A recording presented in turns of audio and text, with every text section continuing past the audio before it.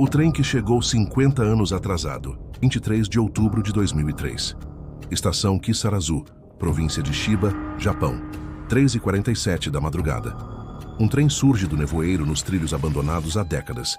Dentro dele, 34 passageiros exatamente como eram em 1953. Nenhum deles envelheceu um único dia. Este é o caso mais perturbador da história ferroviária japonesa. E você está prestes a descobrir o que realmente aconteceu naquela noite. A névoa densa cobria os trilhos abandonados da estação Kisarazu como um sudário. Kenji Tanaka ajustou os óculos e apertou o casaco do uniforme contra o frio cortante de outubro. Ele era o único funcionário designado para aquela estação praticamente desativada. Um posto que a maioria dos ferroviários considerava um castigo ou um exílio silencioso. Mas Kenji gostava. A solidão lhe permitia estudar a história das ferrovias japonesas, sua verdadeira paixão. Nas paredes de sua pequena sala de controle, mapas antigos dividiam espaço com fotografias em preto e branco de trens que não rodavam há décadas. Naquela madrugada, enquanto revisava registros antigos, sob a luz fraca de sua lanterna, um som impossível ecoou pela estação. O apito de um trem. Kenji ergueu a cabeça bruscamente. Aquela linha estava desativada desde 1985. Não havia trens programados. Não havia sequer manutenção nos trilhos há anos. Ele correu até a plataforma, seu coração acelerando, e então viu, emergindo da névoa como um fantasma materializado, um trem antigo deslizava silenciosamente pelos trilhos enferrujados. Não era um modelo moderno.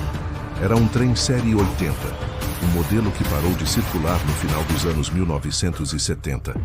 A pintura verde escura estava impecável, como se tivesse saído diretamente de 1953. O trem parou perfeitamente alinhado com a plataforma, como se o maquinista conhecesse cada centímetro daquela estação. Kenji ficou paralisado, sua lanterna tremendo em sua mão. O silêncio que se seguiu foi opressor. Nem mesmo o ruído do motor podia ser ouvido. Então, a porta do primeiro vagão se abriu com um chiado pneumático.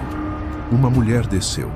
Ela usava um kimono azul claro com flores de cerejeira, um estilo que Kenji só tinha visto em fotografias antigas. Seu cabelo estava preso em um coque elaborado, adornado com um grampo de pérolas. Ela segurava uma pequena mala de couro e olhava ao redor com expressão confusa e assustada. "Com licença", ela disse com uma voz suave, mas trêmula. "Esta é a estação Kisarazu." Kenji forçou-se a responder, sua voz saindo mais aguda que o normal. "Sim, esta é Kisarazu. Mas de onde vocês vieram? Este trem não deveria estar aqui."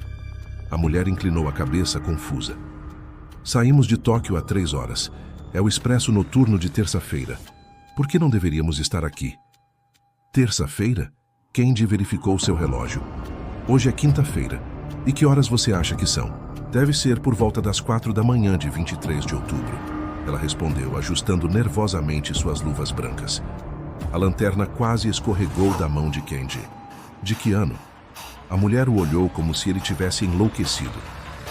1953, é claro. "Senhor, o senhor está bem?" Mais passageiros começaram a descer. Todos vestiam roupas de meados do século XX. Homens com ternos de corte antigo e chapéus fedora.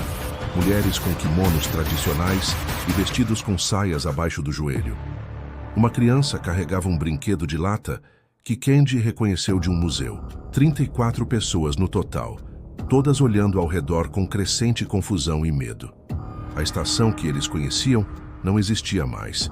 O prédio antigo tinha sido substituído por uma estrutura moderna anos atrás.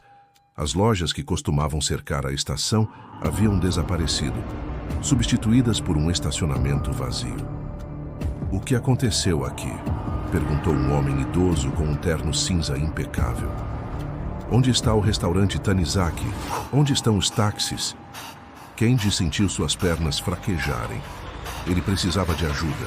Precisava de alguém que acreditasse no que estava vendo. Correu de volta para a sala de controle e discou freneticamente o número da Central de Operações Ferroviárias em Tóquio. "Central, aqui é o posto Kisarazu. Eu preciso... Vocês não vão acreditar."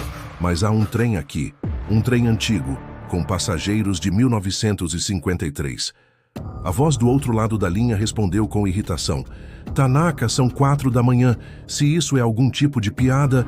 Não é piada! Kendi quase gritou. O expresso noturno de 22 de outubro de 1953, o trem que desapareceu. Ele está aqui, está na plataforma 3. Um silêncio pesado. Não se mexa. Estamos enviando uma equipe. Enquanto esperava, Kendi voltou à plataforma. Os passageiros estavam agrupados, conversando em vozes baixas e assustadas. A mulher do kimono azul se aproximou dele novamente. Meu nome é Yuki Nakamura, ela disse, sua voz quebrando. Por favor, me diga o que está acontecendo. Por que tudo está tão diferente? Por que você parece tão assustado ao nos ver? Antes que Kendi pudesse responder, uma figura desceu da locomotiva.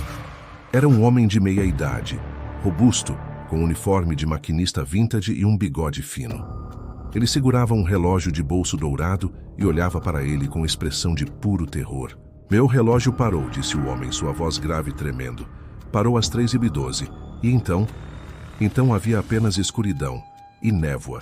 E quando finalmente vi luz novamente, estávamos aqui. Você é o maquinista? Perguntou Kendi. Haruto Yamada. 30 anos de serviço sem um único atraso. Ele levantou os olhos. E Kendi viu lágrimas se formando. Que ano é este? Kendi engoliu em seco. 2003.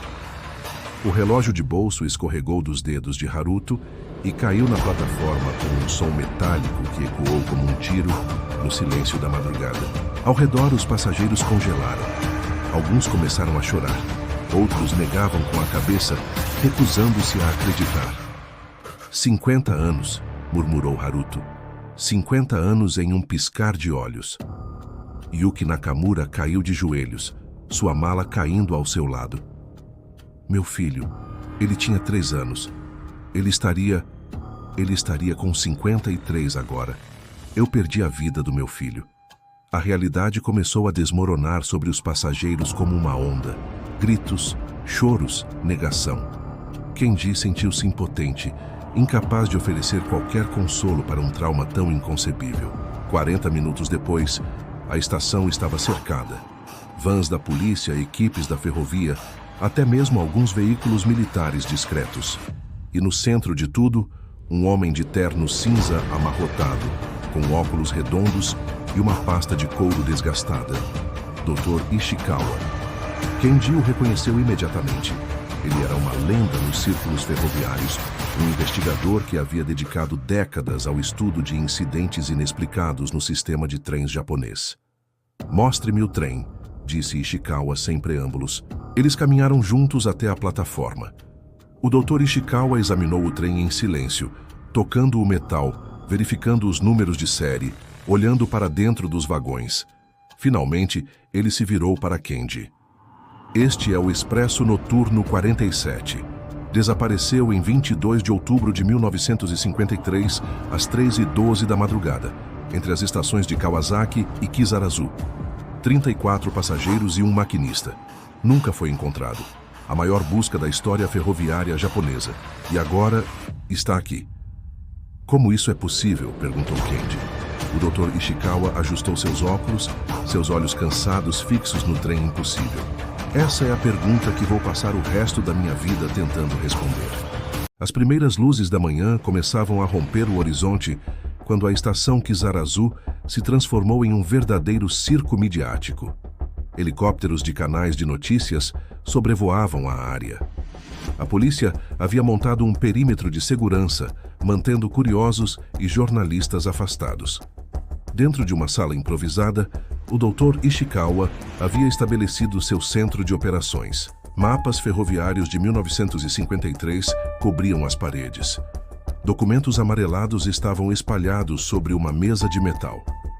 Você conhece a história do desaparecimento? Perguntou Ishikawa, sem levantar os olhos. Kendi assentiu. Todo ferroviário conhece, o Expresso Noturno 47. Desapareceu entre 2 estações em uma noite de neblina. Nunca encontraram destroços, corpos, nada. Não é uma lenda, corrigiu Ishikawa. É um mistério não resolvido. 400 homens vasculharam cada centímetro daquela linha durante 6 meses. Nada. Absolutamente nada. Ele finalmente olhou para Kenji. E agora ele está aqui, 50 anos depois, no mesmo dia, 23 de outubro. O Dr. Ishikawa se levantou e gesticulou para que Kenji o seguisse até a plataforma, onde os passageiros ainda estavam reunidos, cercados por equipes médicas. Yuki Nakamura estava sentada em um banco, seu kimono azul contrastando com o cinza do amanhecer. Sr. Nakamura? Sou o Dr. Ishikawa, investigador ferroviário. Posso fazer algumas perguntas? Yuki levantou os olhos. Meu filho. Eu preciso encontrar meu filho. Ele estava com minha mãe em Osaka. Ele tem apenas 3 anos. Ishikawa sentou-se ao lado dela, sua voz suavizando. 50 anos se passaram desde aquela noite de 1953. Seu filho, ele é um homem de 53 anos agora. Não, foi ontem à noite, eu me lembro de tudo. Entrei no trem em Tóquio às 23h45. Adormeci por volta da 1 da manhã. E então? Ela pausou. Então havia névoa. Muita névoa. O que mais você se lembra? Pressionou Ishikawa. A névoa era estranha, densa demais. E havia um som, como um zumbido grave. E então tudo ficou escuro, completamente escuro. Não como à noite. Era uma escuridão diferente, absoluta e fria. Ela abraçou a si mesma. Pareceram horas naquela escuridão. Mas quando a luz voltou, estávamos aqui. Alguns metros de distância, Haruto Yamada estava sendo entrevistado. Sua voz estava quebrada. Minha esposa estava grávida, de 8 meses. Eu prometi que estaria em casa para o nascimento. O investigador olhou desconfortavelmente para suas anotações. Senhor Yamada, sua esposa faleceu em 1987. Seu filho, Takeshi, tem 49 anos. É professor em Nagoya. Haruto ficou em silêncio. Quando falou, era apenas um sussurro. Ela morreu pensando que eu a havia abandonado. Dr. Ishikawa, chamou uma voz feminina. Uma mulher de jaleco branco se aproximou com uma prancheta. Era a doutora Sato, médica legista. Terminamos os exames preliminares. E? Perguntou Ishikawa. Impossível. Todos os passageiros estão em perfeita saúde. Seus corpos não mostram nenhum sinal de envelhecimento. É como se o tempo literalmente não tivesse passado para eles. E o trem? Perguntou Kenji. Também não mostra sinais de envelhecimento. A pintura está impecável. Não há ferrugem. Os componentes estão perfeitos, respondeu Ishikawa. O que nos leva a uma conclusão. O trem e seus passageiros não estiveram expostos aos elementos pelos últimos 50 anos. Eles estiveram em outro lugar. Outro lugar? Kenji sentiu sua mente girar. Como outra dimensão. É ficção científica até acontecer na sua plataforma, retrucou Ishikawa. Há precedentes. Outros casos nunca documentados oficialmente. Um trem em Hokkaido em 1967 desapareceu por 3 dias. Um caso em Kyushu em 1979. 6 horas perdidas. E você investigou esses casos? Tentei. Os arquivos desapareceram. Ou foram destruídos. Ishikawa voltou seu olhar penetrante para Kenji. Alguém não quer que essas histórias sejam contadas. Antes que Kenji pudesse responder, um grito agudo cortou o ar. Um dos passageiros, um homem jovem de terno marrom, havia entrado em colapso na plataforma. A equipe médica correu para ajudá-lo, mas ele estava tendo convulsões violentas. A doutora Sato ajoelhou-se ao lado do homem, verificando seus sinais vitais. Seu rosto empalideceu. Seu coração está acelerando. 180 batimentos. 200. Isso não é possível. O homem parou de se mexer.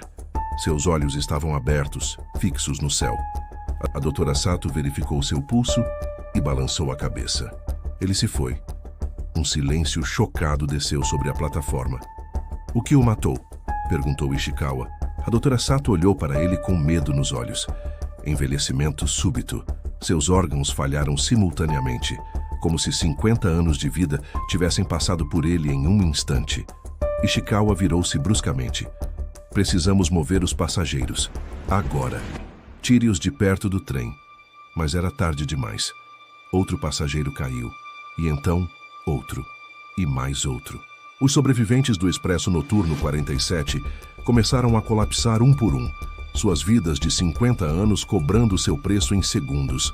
Kenji correu para Yuki Nakamura, pegando-a pelo braço.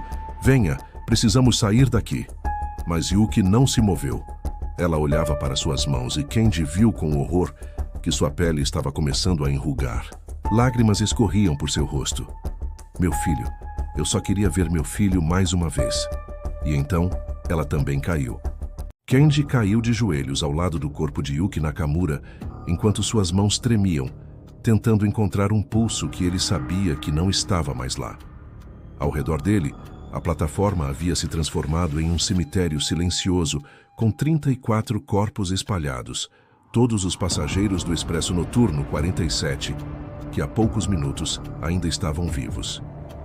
O Dr. Ishikawa permanecia imóvel, observando a cena com uma expressão que mesclava horror e fascínio científico, segurando seu caderno com tanta força que seus dedos estavam brancos. Eles morreram no momento em que deixaram o trem, murmurou Ishikawa mais para si mesmo do que para Kenji, sua voz carregada de uma compreensão terrível. Não, não é isso exatamente. Eles morreram no momento em que o tempo finalmente os alcançou. Kenji levantou-se lentamente, limpando as lágrimas, que não percebeu estar derramando. Havia algo protegendo-os dentro do trem, algo que os mantinha presos em 1953, como se fosse uma bolha temporal. E quando saíram dessa proteção, a realidade corrigiu o erro de 50 anos, completou Ishikawa com a voz quebrando. A doutora Sato estava checando os corpos metodicamente, com o rosto pálido, mas mantendo a postura profissional de quem viu muitas mortes. Ela se aproximou deles com a voz baixa e controlada. Todos apresentam a mesma causa de morte, falência múltipla de órgãos, causada por envelhecimento acelerado, em questão de segundos, como se cada célula de seus corpos tivesse vivido 50 anos em um único instante. Exceto um deles, disse Ishikawa abruptamente apontando para a locomotiva com urgência crescente. O maquinista Haruto Yamada, onde está ele neste momento? Kenji olhou ao redor da plataforma, verificando cada corpo coberto, e percebeu que o Dr. Ishikawa estava absolutamente certo. Ele ainda está dentro do trem. Os três correram para a locomotiva, enquanto a porta entreaberta rangia suavemente com o vento frio da manhã. Ishikawa entrou primeiro, seguido por Kenji e pela doutora Sato, encontrando Haruto Yamada sentado na cadeira do maquinista, com suas mãos ainda posicionadas nos controles de bronze antigos. Mas ele estava vivo, respirando normalmente com os olhos fechados e uma expressão de paz que contrastava violentamente com o caos mortal lá fora. Como isso é possível? Sussurrou Kenji, observando o maquinista respirar tranquilamente. Ishikawa se aproximou cautelosamente, como se Haruto pudesse desaparecer a qualquer momento, e colocou 2 dedos no pescoço do maquinista para verificar seus sinais vitais. Pulso completamente normal e respiração estável. É como se ele estivesse apenas dormindo profundamente. Ele voltou para o trem, deve ter rastejado até ele, percebeu a doutora Sato com crescente compreensão. Todos os outros passageiros desceram para a plataforma e ficaram se expondo ao tempo presente. Mas ele voltou e se protegeu na locomotiva. Ishikawa tocou os controles do trem, sentindo o metal frio sob seus dedos, enquanto sua mente processava as implicações. O trem é a âncora temporal, é o que os trouxe de volta através de 50 anos, e enquanto ele permanecer dentro dessa estrutura, o tempo não pode alcançá-lo.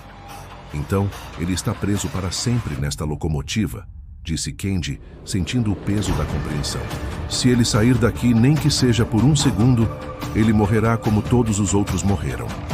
Ishikawa olhou para Haruto com uma expressão de profunda tristeza, misturada com admiração científica. 50 anos foram roubados dele, e agora nem mesmo a liberdade de deixar sua prisão lhe foi concedida pelo destino. Naquele momento preciso, os olhos de Haruto se abriram lentamente, e ele olhou para os 3 visitantes sem demonstrar nenhuma surpresa, como se estivesse esperando por eles há muito tempo. Eles se foram, não é mesmo? Sua voz era calma e resignada, como a de alguém que já aceitou seu destino. Sim, sinto muito profundamente, respondeu Ishikawa com genuína compaixão na voz. Haruto assentiu lentamente, processando a confirmação do que já sabia em seu coração. Eu senti quando aconteceu há poucos minutos. Foi como um vazio súbito, como se 34 velas tivessem sido apagadas de uma vez só. Ele olhou para suas mãos, ainda posicionadas nos controles antigos. E eu sei perfeitamente que se eu sair daqui, serei o 35º a morrer. Não podemos mantê-lo aqui indefinidamente sem nenhum suporte, disse a doutora Sato com preocupação médica evidente. Você vai precisar de comida, água, cuidados médicos básicos para sobreviver. Haruto balançou a cabeça suavemente. Eu não sinto fome nem sede desde que acordei aqui. Nem sinto cansaço ou qualquer necessidade física. É como se meu corpo tivesse parado completamente junto com o tempo que me trouxe até aqui. Kenji sentiu um calafrio percorrer sua espinha ao compreender as implicações. Você poderia teoricamente viver para sempre aqui dentro deste trem. Haruto riu amargamente com uma tristeza profunda nos olhos. Viver. Você chama isso de vida verdadeira. Ficar preso em uma locomotiva incapaz de tocar o mundo exterior, sabendo que minha esposa morreu me esperando e que meu filho cresceu sem nunca conhecer o próprio pai? Isso não é vida de verdade. Isso é um purgatório eterno. Ishikawa puxou uma cadeira de metal e sentou-se diretamente em frente a Haruto com seu caderno já aberto. Preciso que você me conte absolutamente tudo o que se lembra daquela noite de 1953. Cada detalhe pode ser crucial para entendermos o que aconteceu. Haruto respirou fundo, preparando-se para reviver a memória mais estranha de sua existência. Saímos de Tóquio exatamente no horário programado, às 23h45, e tudo estava completamente normal naquele momento. A noite estava clara, sem nenhuma névoa visível no horizonte. Continue com todos os detalhes que conseguir lembrar, encorajou Ishikawa, anotando cada palavra cuidadosamente. Fizemos todas as paradas programadas sem nenhum problema até Kawasaki, que foi a última estação antes do incidente acontecer conosco. Eram exatamente 3h10 quando deixamos a plataforma de Kawasaki. E apenas 2 minutos depois, eu vi a névoa surgindo do nada à nossa frente como uma parede sólida e impenetrável. Haruto apertou os controles com mais força ao relembrar. Tentei frear imediatamente, mas já era tarde demais para evitar. Entramos direto naquela névoa densa e antinatural. E então, tudo mudou de forma impossível ao nosso redor. Os instrumentos da locomotiva enlouqueceram completamente.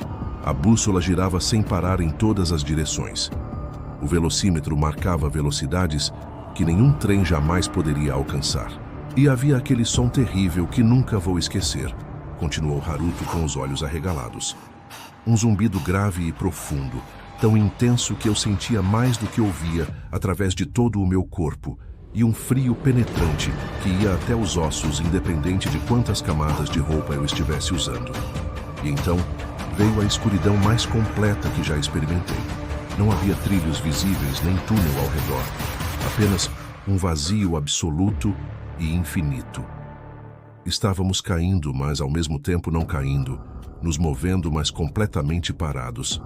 A voz de Haruto tremia ao descrever o impossível.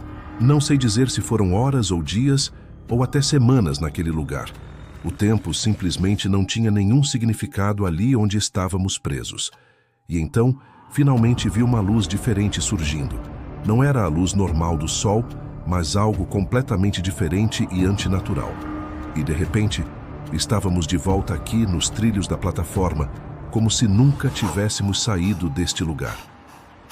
3 dias se passaram desde a chegada impossível do expresso noturno, 47, e a estação Kisarazu havia sido transformada em um centro de pesquisa científica, com tendas brancas, equipamentos de análise temporal e uma equipe de físicos que o governo japonês convocou secretamente.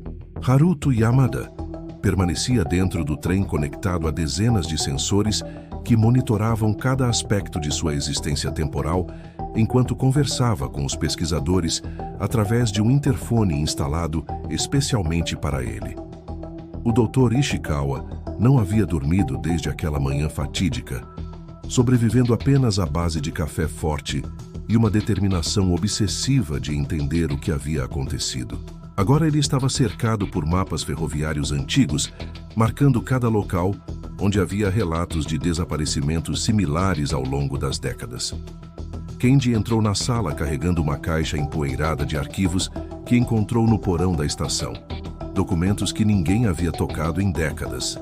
Dr. Ishikawa, encontrei registros de manutenção dos anos 1950 que podem interessá-lo, disse Kendi colocando a caixa sobre a mesa já lotada de informações. Kendi retirou uma pasta de couro desgastada e começou a ler em voz alta.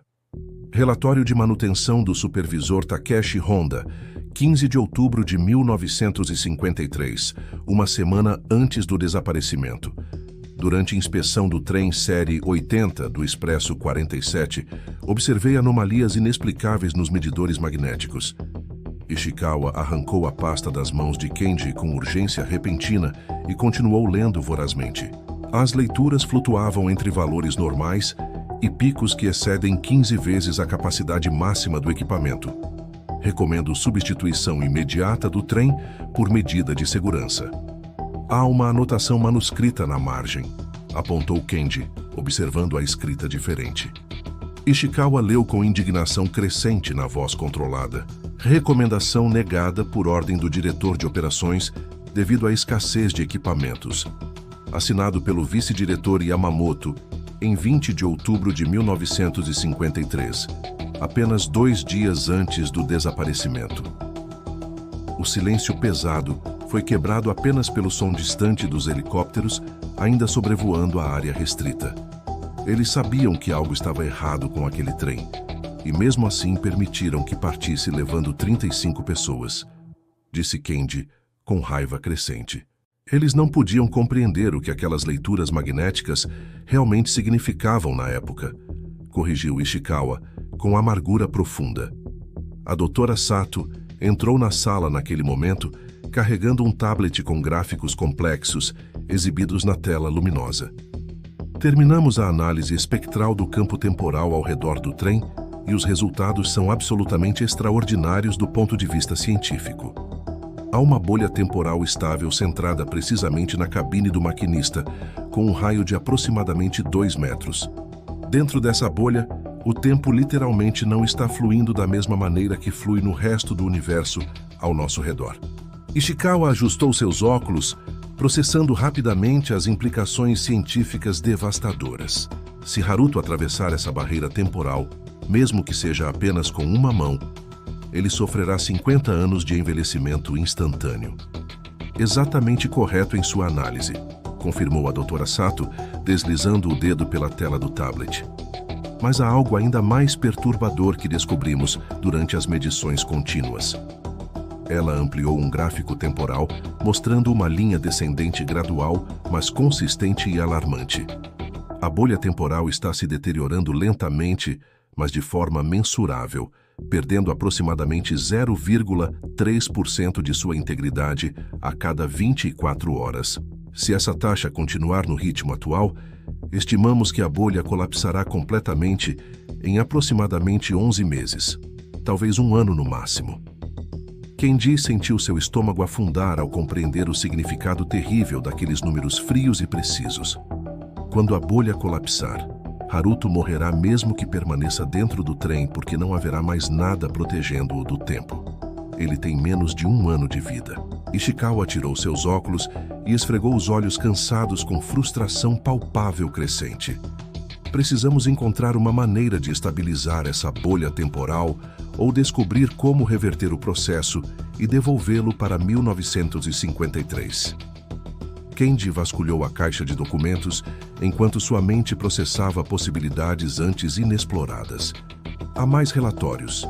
Em 17 de outubro, um maquinista viu luzes estranhas pairando sobre os trilhos próximos a Kisarazu durante seu turno noturno.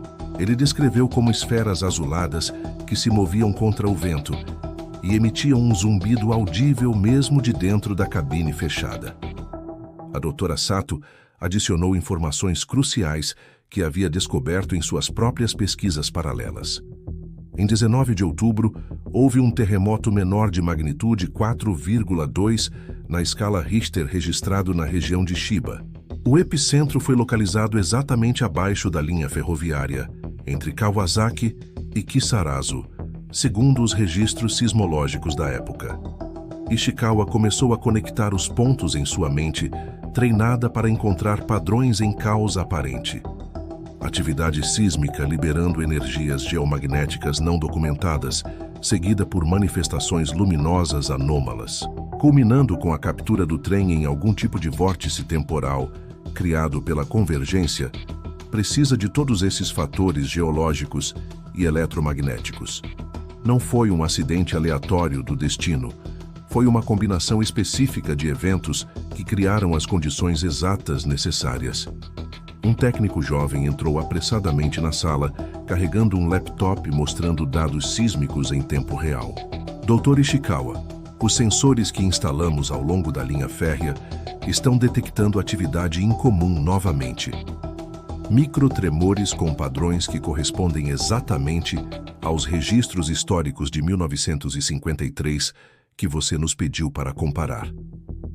A Terra está se preparando para criar outra janela temporal, assim como fez há 50 anos atrás. A noite caiu sobre a estação Kisarazu, trazendo consigo um frio penetrante, enquanto a equipe científica trabalhava freneticamente, analisando os dados sísmicos que não paravam de aumentar em intensidade. Kenji Tanaka sentava-se na plataforma ao lado do trem expresso noturno 47, onde Haruto Yamada permanecia preso, conversando através do interfone sobre memórias que ajudavam ambos a manter a sanidade.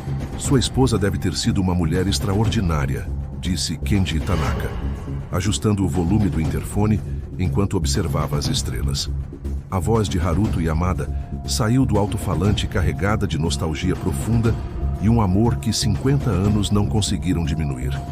Akiko tinha o sorriso mais bonito que já vi, capaz de iluminar qualquer sala escura, apenas com sua presença radiante e calorosa.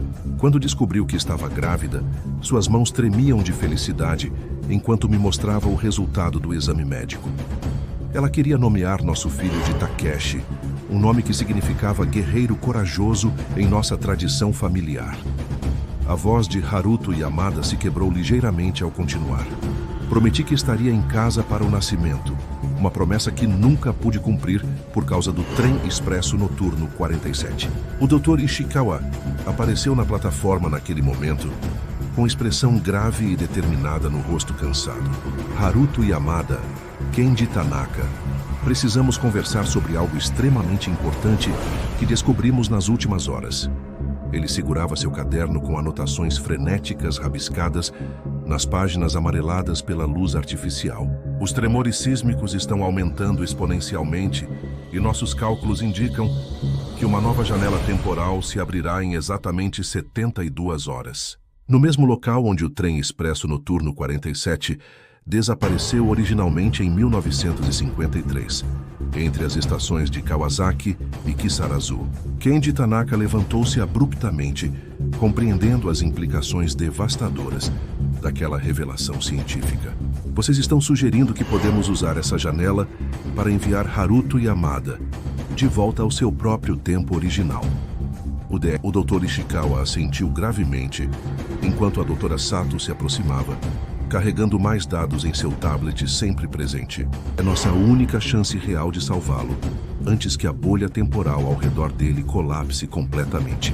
Mas há riscos significativos que precisamos considerar antes de tomar qualquer decisão precipitada, adicionou a Dra. Sato com preocupação médica evidente. Não temos garantia absoluta de que a janela temporal o levará especificamente para 1953 ou se o processo será seguro. Ele pode acabar preso em outro período temporal completamente diferente ou, pior ainda, pode ser destruído durante a travessia. Haruto Yamada escutava em silêncio do interior do trem expresso noturno 47, processando as palavras carregadas de incerteza e perigo iminente. Qual é a alternativa viável se eu não tentar atravessar essa janela temporal quando ela se abrir? Perguntou ele com voz calma. Você morre em menos de um ano, quando a bolha protetora colapsar definitivamente. respondeu o Dr. Ishikawa, com honestidade brutal. Então realmente não há escolha verdadeira nessa situação impossível que o destino me apresentou. Kenji Tanaka se aproximou do trem expresso noturno 47, colocando sua mão no metal frio da estrutura verde escura. Há sempre uma escolha mesmo nas circunstâncias mais desesperadoras que enfrentamos na vida. Você pode escolher ficar aqui conosco pelo tempo que ainda resta e viver esses meses finais em paz relativa. Ou pode escolher arriscar tudo por uma chance mínima de voltar para Akiko e ver seu filho nascer. O silêncio que se seguiu foi pesado, com o peso de uma decisão que mudaria tudo para sempre. Haruto Yamada finalmente respondeu, com convicção inabalável em sua voz firme. Eu escolho tentar voltar para casa, mesmo sabendo que posso morrer no processo. Porque viver esses últimos meses sabendo que não tentei seria um tormento pior que a própria morte. O Dr. Ishikawa fechou seu caderno com determinação renovada, apesar da exaustão extrema. Então temos 72 horas para preparar o trem expresso noturno 47 e calcular a trajetória exata necessária para interceptar a janela temporal. A doutora Sato já estava digitando comandos em seu tablet, convocando toda a equipe científica disponível. Precisaremos reativar completamente todos os sistemas originais do trem para que ele possa funcionar como condutor temporal novamente. E Haruto Yamada terá que permanecer na cabine do maquinista durante toda a travessia, mantendo os controles estabilizados manualmente. Kenji Tanaka olhou para o trem expresso noturno 47, que havia trazido tantas tragédias, mas agora representava a única esperança de redenção possível. Vamos levar você de volta para casa, Haruto Yamada. Eu prometo que faremos tudo ao nosso alcance para que isso aconteça. Nas próximas 72 horas, a estação Kisarazu se transformou em um centro de operações temporal, com engenheiros trabalhando dia e noite no trem expresso noturno 47. 72 horas se passaram em preparativos frenéticos, e agora o momento final havia chegado, com o peso de todas as esperanças e medos concentrados naquele instante impossível. O expresso noturno 47 estava posicionado exatamente no ponto calculado pelos físicos, sua estrutura verde escura, brilhando sob os holofotes poderosos instalados ao longo da linha férrica reativada. Haruto Yamada estava sentado na cabine do maquinista, com suas mãos firmes sobre os controles de bronze polido, que não tocava há 3 dias, sentindo o metal familiar e reconfortante sob seus dedos trêmulos. Kenji Tanaka estava na plataforma de observação temporária construída a 100 metros de distância, seus olhos fixos no trem através de binóculos potentes que tremiam em suas mãos nervosas. O Dr. Ishikawa verificava os dados finais em seu tablet emprestado, enquanto a doutora Sato monitorava os sensores sísmicos que mostravam atividade crescente e alarmante abaixo da superfície terrestre. Atividade sísmica atingindo níveis críticos em 3, 2, 1, anunciou a doutora Sato, com voz controlada, mas tensa ao extremo. A terra começou a tremer levemente sob seus pés, enquanto um zumbido grave e profundo ecoava por toda a área circundante, fazendo os ossos vibrarem de forma desconfortável. A névoa que havia começado a se formar meia hora antes, agora se tornava incrivelmente densa e luminosa, brilhando com uma luz azulada antinatural que não vinha de nenhuma fonte identificável. Esferas de plasma começaram a aparecer flutuando sobre os trilhos, exatamente como descrito nos relatórios históricos de 1953, movendo-se contra o vento em padrões impossíveis e hipnóticos. A janela temporal está se abrindo. Haruto Yamada precisa partir agora, ou perderá a única oportunidade que terá, gritou o Dr. Ishikawa, através do rádio que conectava a equipe. Kenji Tanaka pegou seu próprio rádio com mãos trêmulas e falou diretamente com Haruto Yamada pela última vez. Está pronto para ir para casa e finalmente cumprir aquela promessa que fez para Akiko há 50 anos atrás. A voz de Haruto Yamada saiu do rádio carregada de emoção, mas também de determinação inabalável e coragem admirável. Estou pronto.